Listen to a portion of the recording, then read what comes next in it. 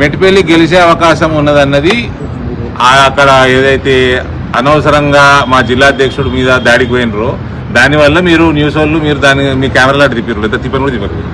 ఆడ 10 బీజేపీ గెలిచింది, 10 కాంగ్రెస్ గెలిచింది, 6 బీఆర్ఎస్ గెలిచింది. అక్కడ బీఆర్ఎస్ వాళ్ళు అన్ని జాగాలు ఎక్స్పోజ్ అవుతారు, కాంగ్రెస్ కి సపోర్ట్ చేస్తున్నారని కుల్లా ఎక్స్పోజ్ అవుతున్నారు.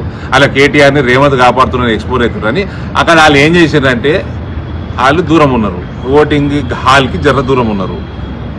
మా బీజేపీ ఒక ఆయన సుఖేందర్ గౌడ్ అని ఒక వ్యక్తి కార్పొరేటరు కౌన్సిలరు, ఆయనకి ప్రతిసారి ఆయన భార్య ఇద్దరు ఉన్నారు. నేను ఇచ్చే ప్రసక్తే లేదన్నా, అది కోవర్ట్ కేసు. ఆయనకు కూడా ఇయ్యొద్దన్నా. సరే 30-40 ఏళ్ళ నుంచి ఉన్నాడు, ఫోన్లో ఏమని చేసుకోనని ఒక సీట్ ఇచ్చారు, గెలిచిండు. ఆయన నాళ్ళు తీసేసుకున్నారు.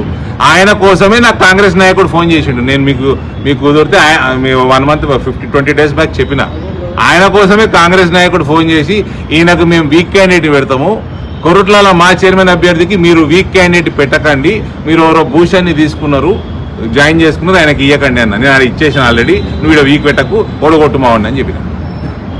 గెలిచిండు, తీసేసుకున్నారు. నాకు బ్రహ్మాండమైన ప్రక్షాళన అయింది.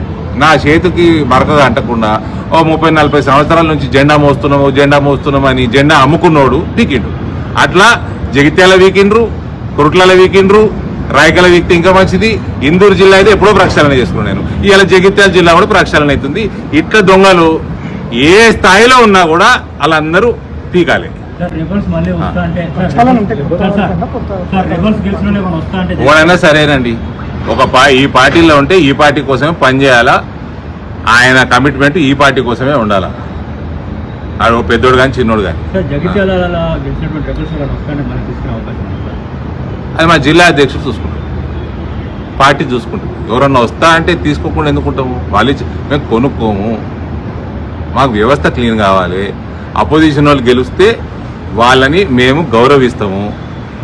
నా దగ్గర ఒక ఎంపీగా అవతలోడు వచ్చి ఏమైనా ఫండ్ అడిగినా నేను ఇస్తా.